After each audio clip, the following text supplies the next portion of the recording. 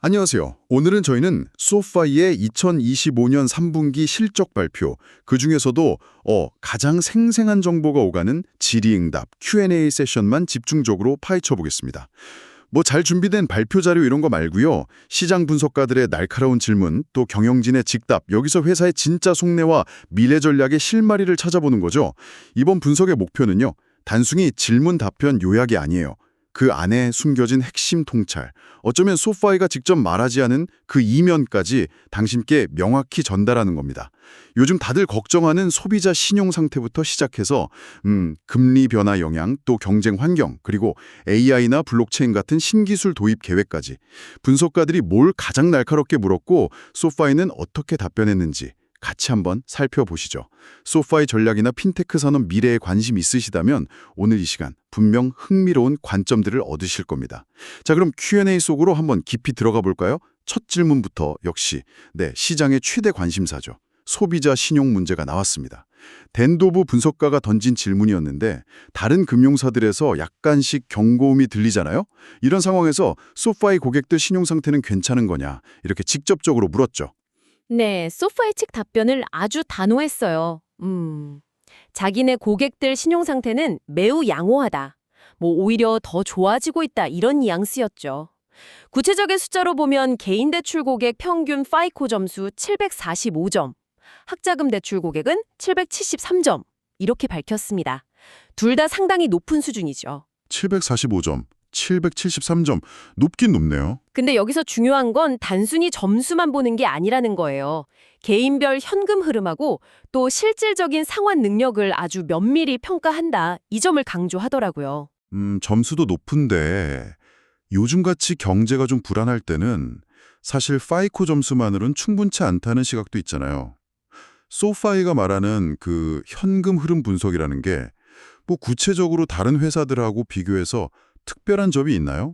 그냥 좀 일반적인 얘기처럼 들릴 수도 있어서요. 아, 좋은 지적이십니다.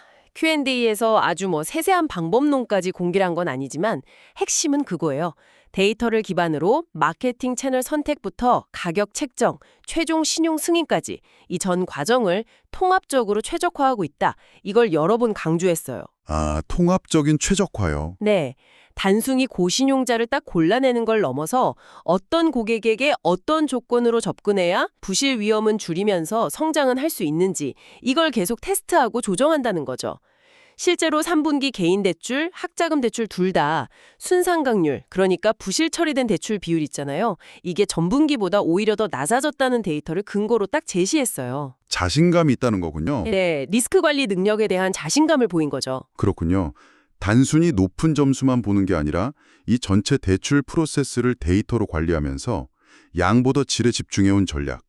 이게 지금처럼 불확실한 시기에 딱 빛을 발하고 있다. 뭐 이런 이야기로 들리네요. 바로 그겁니다. 게다가 흥미로운 포인트가 하나 더 있었어요. 자본시장 파트너들, 그러니까 소파이 대출 자산을 차주는 투자자들이죠. 이 투자자들 수요가 오히려 늘고 있다는 점을 언급했습니다. 이걸 우량 자산으로의 쏠림, 플라이트 퀄리티 현상으로 해석하더라고요. 우량 자산으로의 쏠림. 네, 소파이의 대출 심사 능력이나 자산 퀄리티에 대한 시장의 신뢰가 높아지고 있다는 증거다. 이렇게 설명했죠. 우량 자산으로의 쏠림이라는 표현. 그거 나중에 대출 플랫폼 사업 LPB 얘기할 때도 비슷한 맥락으로 다시 등장하죠. 맞습니다. 네. 시장이 불안할수록 소파이 가치가 더 부각된다. 이런 논리군요. 정확합니다. 그 연장선상에서 다음 질문으로 자연스럽게 넘어가 볼 수 있겠네요. 네, 소비자 신용 상태가 탄탄하다는 건 확인했고요. 그럼 이제 시장의 또 다른 큰 관심사, 금리 변화. 이게 소파이에 어떤 영향을 미칠지 좋은 핵 분석가의 질문을 통해 살펴보겠습니다. 금리가 만약 내려간다면 학자금 대출 리파이낸싱 같은 상품 구성에 어떤 변화가 있을지, 또 예금 금리 경쟁이랑 핵심 수익성 지표인 순이자 마진, 니밉, 전망. 이걸 물었죠. 소파이는 현재 금리 수준이 유지돼도 사업은 잘 돌아갈 거다 이렇게 얘기했고요. 만약 금리가 내려간다면 그건 오히려 사업에 더 큰 호재다. 상당히 낙관적인 전망을 내놨습니다. 호재다. 어떤 면에서요? 특히 지난 몇 년간 고금리 때문에 좀 억눌렸던 학자금 대출 리파이낸싱 수요 있잖아요. 이게 금리 인하 시점에 폭발적으로 늘 수 있다 이렇게 기대하더라고요. 아무래도 연방 학자금 대출 금리 자체가 높으니까 소파이가 더 매력적인 금리를 제시하면 고객들 이자 부담을 크게 줄여줄 수 있다. 이런 거죠. 아하, 리파이낸싱 수요. 네. 주택담보대출 시장 역시 리파이낸싱 수요 증가하고 또 신규 구매 활성화, 이 양쪽 모두에서 긍정적인 영향을 받을 걸로 예상했고요. 여기서 정말 좀 놀라운 데이터가 나왔잖아요. 소파이 회원 중에 주택담보대출 가진 사람이 꽤 많은데 정작 소파이의 주택담보대출 상품을 이용하는 비율은 5%도 안 된다는 거예요. 이게 엄청난 기회처럼 보이기도 하는데 동시에 이런 질문도 들어요. 왜 이렇게 전환율이 낮을까? 그냥 고객들이 귀찮아서일까요? 아니면 소파이 상품의 가격이나 조건이 아직 그닥 매력적이지 않다는 신호일까요? 날카로운 지적이십니다. 소파이 측은 당연히 전자로 해석하죠. 엄청난 내부 시장, 그러니까 인터널 마켓 공략 기회로 보고 있는 거예요. 이미 확보된 고객들의 기존 대출 금리 정보 이런 걸 활용해서 금리 인하 시점에 딱 맞춰서 개인화된 메시지랑 경쟁력 있는 상품을 제시하면 충분히 공략 가능하다. 이렇게 자신하더라고요. 기술력과 데이터 분석 능력이 여기서 발휘될 거라는 거군요. 네, 그렇죠. 하지만 말씀하신 것처럼 실제 전환율을 얼마나 끌어올릴 수 있을지는 지켜봐야 할 중요한 포인트입니다. 그건 맞아요. 네. 그럼 예금 쪽은요? 예금 쪽으로 넘어가면 금리가 낮아질수록 은행 라이센스가 없는 경쟁 핀테크 업체들에 비해서 소파이의 경쟁 우위가 더 뚜렷해질 거다 이렇게 강조했습니다. 아무래도 낮은 비용으로 예금을 조달할 수 있는 능력이 중요해지니까요. 또 다양한 상품 포트폴리오를 통한 교차 판매, 즉 크로스바이 능력도 강조로 내세웠습니다. 교차 판매요? 네, 실제로 3분기 신규 상품 판매의 40%가 기존 회원들한테서 나왔다는 점을 언급하면서 이 능력이 예금 경쟁에서도 유리하게 작용할 거다 이렇게 설명했죠. 그리고 금리 변동에 예금 금리가 얼마나 민감하게 반응하는지 보여주는 예금 베타 있잖아요. 이건 과거랑 비슷한 65에서 70% 수준을 예상했습니다. 65에서 70%. 그러니까 시장 금리가 1% 내리면 예금 금리는 한 0.65에서 0.7% 정도 내릴 거다 이런 의미군요. 맞습니다.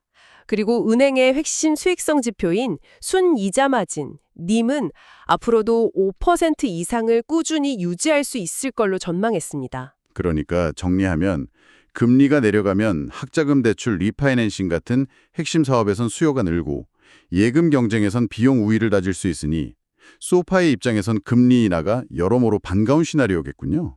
네, 그렇다고 볼 수 있죠. 물론 금리가 지금 수준을 유지해도 문제 없다는 점도 분명히 했고요. 좋습니다. 그럼 이제 성장의 또 다른 축이죠. 회원 수 증가 이야기로 넘어가 보죠. 카일 조셉 분석가가 소파이가 회원 수 증가 가이던스를 올린 배경을 물었어요. 이게 순전히 소파이 자체 마케팅이나 브랜드 파워 덕분인지 아니면 경쟁 환경이 좀 누그러진 영향도 있는 건지 그게 궁금했던 거죠. 소파이는 복합적인 요인이 작용했다 이렇게 답했습니다. 우선 특별한 도움 없이 소비자가 소파이 브랜드를 딱 떠올리는 비율, 비보조 브랜드 인지도라고 하죠. 이게 역대 최고치인 9.1%까지 올랐다는 점을 강조했어요. 9.1%요? 꽤 높네요. 네, 브랜드 인지도가 높으면 특히 검색 광고 같은 디지털 마케팅에서 같은 비용으로 더 많은 효과를 볼 수 있거든요. 이게 효율성을 높이는데 크게 기여한다고 설명했죠. 브랜드 인지도가 높아지면 확실히 유리하죠. 근데 요즘 핀테크 경쟁이 워낙 치열해서 경쟁사들도 마케팅에 엄청 돈을 쏟아붓고 있을 텐데요. 소파이가 말하는 그 효율적인 마케팅 집행이라는 게 구체적으로 어떤 차별점이 있는 걸까요? 단순히 채널별 고객 확보 비용 CAC를 잘 안다는 것 이상의 설명은 없었나요? Q&A에서는 주로 효율적인 채널에 예산을 집중하고 있다. 이런 좀 원론적인 답변에 가까웠습니다. 근데 뉘앙스는 그거였어요. 단순히 돈 많이 쓰는 경쟁사랑은 다르다. 자기들은 데이터를 기반으로 가장 효과적인 곳에 가장 적절한 메시지로 마케팅을 집행하고 있다. 이런 자신감이죠. 아하, 데이터 기반? 네. 여기에 더해서 연말 출시 예정인 암호화폐 거래 지원 기능이라던가 최근 확장 중인 해외 송금 서비스 소피페이 이런 신규 상품 출시도 회원 증가에 기여할 걸로 기대하고 있었습니다. 이런 서비스들이 직접적인 유인책이 되기도 하지만 소피가 그냥 대출 회사가 아니라 종합 금융 플랫폼, 즉 원스톱숍이라는 인식을 강화하는 효과도 무시할 수 없겠죠. 결국 정리하면 내부적인 브랜드 파워 상승, 신규 서비스 매력도 증가, 그리고 데이터 기반 마케팅 효율화, 이 세 가지 요소가 맞물려서 회원수 증가 가이던스를 올릴 수 있었다 이렇게 볼 수 있겠네요. 경쟁 환경 완화보다는 자체 역량 강화에 더 무게를 둔 답변이었군요. 네, 맞습니다. 그렇게 해석하는 게 Q&A 내용에 부합합니다. 다음은 여러 분석가들이 동시에 관심을 보인 주제입니다. 바로 대출 플랫폼 사업, 론 플랫폼 비즈니스, 줄여서 LPB라고 부르는 모델인데요. 앤드류 제프리, 카일 피터슨, 레지 스미스 분석가 등의 관련 질문을 던졌습니다. LPB는 소파이가 직접 대출 자산을 떠안는 대신에 제3자 파트너, 주로 투자기관들을 위해 대출을 중개해주고 수수료를 받는 소위 자본 경량화 캐피털 라이트 모델이죠. 네, 그렇죠. 이 LPB를 개인 대출 말고 다른 상품으로도 확장할 계획이 있는지, 자금은 어떻게 조달하는지, 파트너는 얼마나 확보했는지 이런 질문들이 쏟아졌어요. 소피는 개인 대출 외에 다른 유형의 대출 상품으로 LPB를 확장할 기회가 분명히 있고 이를 위해 적극적으로 노력 중이다 이렇게 답했습니다. 자금 조달에 대해서는 현재는 예금을 통한 안정적인 조달이 중요하지만 장기적으로는 예금 의존도를 낮추고 자금 조달 비용 자체를 더 떨어뜨리려고 다양한 방안을 찾고 있다고 밝혔어요. 여기서 특히 흥미로운 점은 블록체인 기술을 활용해서 대출 자금 조달 채널을 다각화하려는 계획을 언급했다는 겁니다. 블록체인을 이용한 자금 조달이야. 상당히 좀 미래지향적인 이야기인데요. 이게 구체적으로 어떤 형태가 될지 지금 얼마나 구체화된 계획인지 궁금해지네요. Q&A에서 구체적인 로드맵까지 나온 건 아니지만 그냥 아이디어 차원은 아니고 실제 구현을 염두에 두고 있다 이런 뉘앙스였어요. LPB 성장세 자체는 정말 놀랍습니다. 3분기에만 무려 34억 달러의 대출이 이 LPB를 통해 실행됐는데요. 이게 바로 전 분기 대비 29%나 증가한 수치입니다. 와, 분기 29% 성장이요? 대단하네요. 네, 파트너 수가 정확히 몇 명인지는 안 밝혔지만 폴트레스나 블루아울 같은 글로벌 거대 투자기관들이 포함되어 있고 신규 파트너를 계속 유치하는 동시에 기존 파트너들과의 거래 규모도 커지고 있다 이렇게 설명했습니다. 29% 분기 성장이면 정말 대단한데 근데 이 파트너들이 계속 소파이랑 같이 갈 거라는 보장이 있나요? 시장 상황이 바뀌거나 더 좋은 조건을 제시하는 경쟁자가 나타나면 떠날 수도 있는 거 아닌가요? 이 빠른 성장이 얼마나 지속 가능할지 이런 의문도 들 수 있을 것 같은데요. 충분히 가질 수 있는 의문입니다.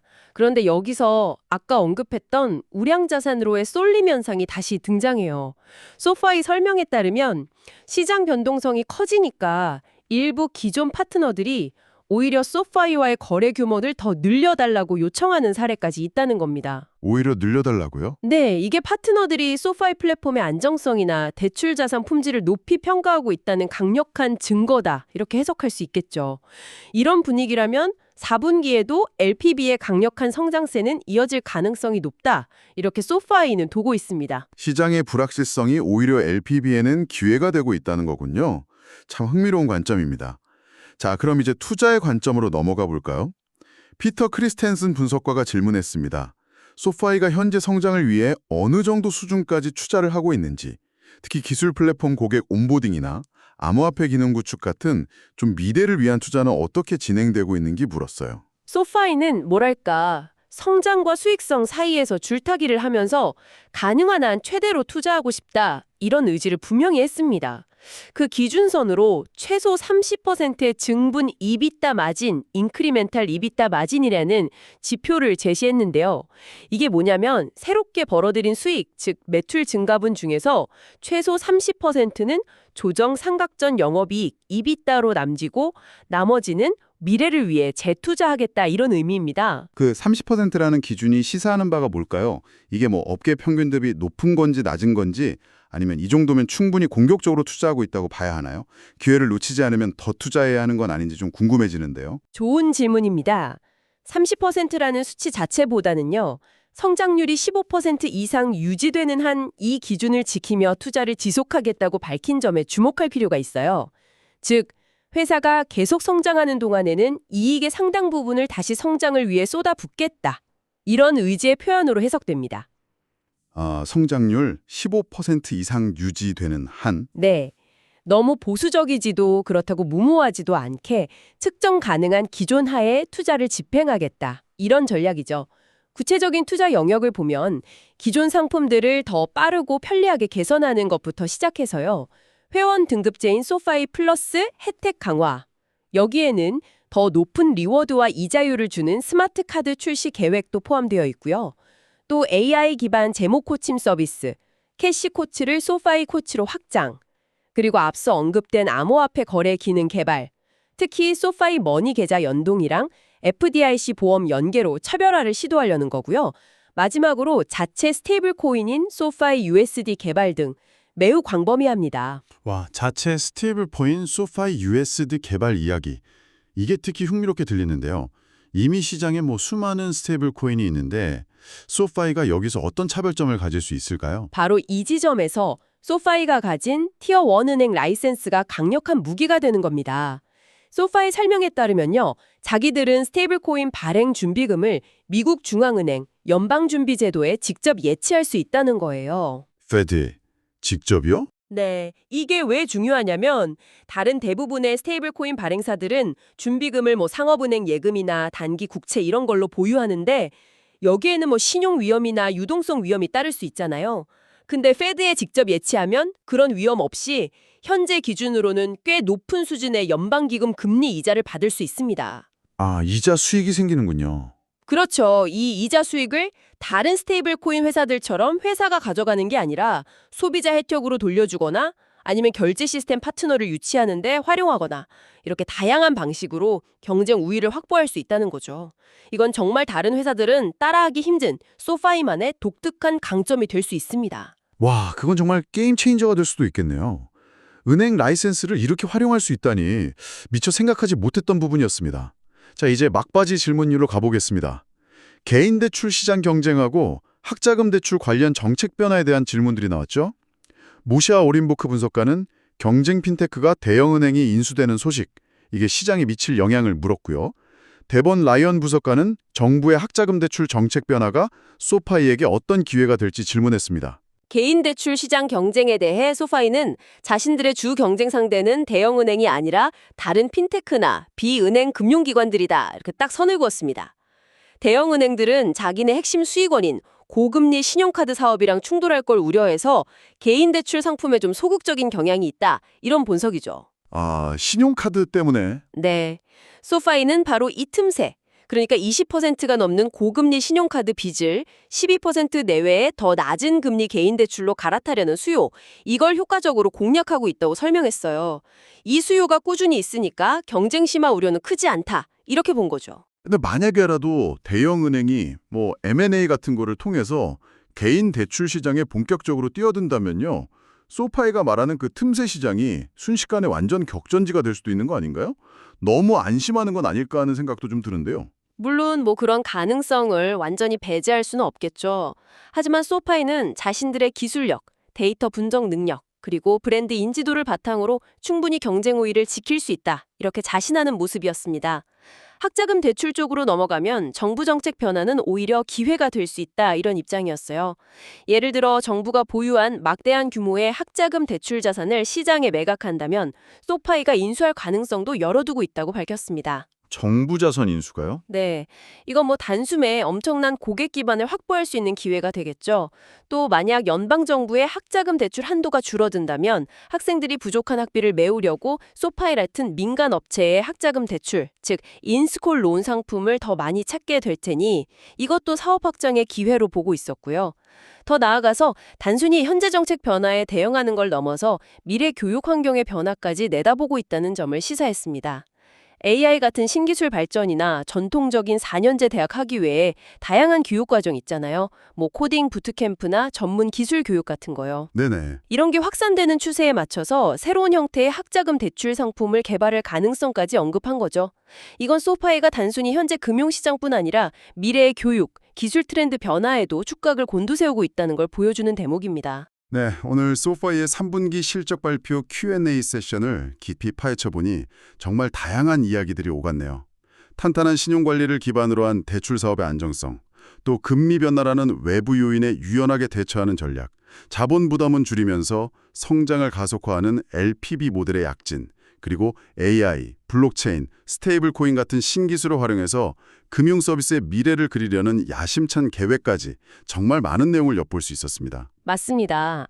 특히 미국 내 티어 1 은행 라이센스라는 강력한 기반 위에서 펼치려는 스테이블 코인 전략이라던가 전통 금융 강자들이 좀 주저하는 개인 대출 시장에서의 차별화된 포지셔닝, 이런 것들은 소파이가 가진 독특한 강점을 분명히 보여줍니다. 하지만 동시에 이렇게 버려놓은 야심찬 계획들을 과연 얼마나 성공적으로 실행에 옮길 수 있을지, 그리고 핵심 사업인 대출 부문의 건전성을 잘 유지하면서 거시경제의 불확실성이라는 파도를 어떻게 헤쳐나갈지, 이게 앞으로 소파이에게 주어진 중요한 과제가 될 것입니다. 결국 실행 능력이 관건이겠죠. 소파이는 스스로를 금융 서비스의 모든 것을 제공하는 원스톱 샵으로 완성해가고 있다고 강한 자신감을 보였습니다.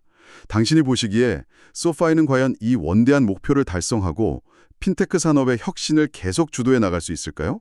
아니면 너무 많은 것을 한꺼번에 하려다 오히려 발목이 잡힐 수도 있을까요? 오늘 저희가 함께 파헤쳐본 Q&A 속 이야기들이 당신의 판단에 조금이나마 도움이 되었기를 바랍니다. 다음 분석에서 더욱 깊이 있는 통찰로 다시 찾아뵙겠습니다.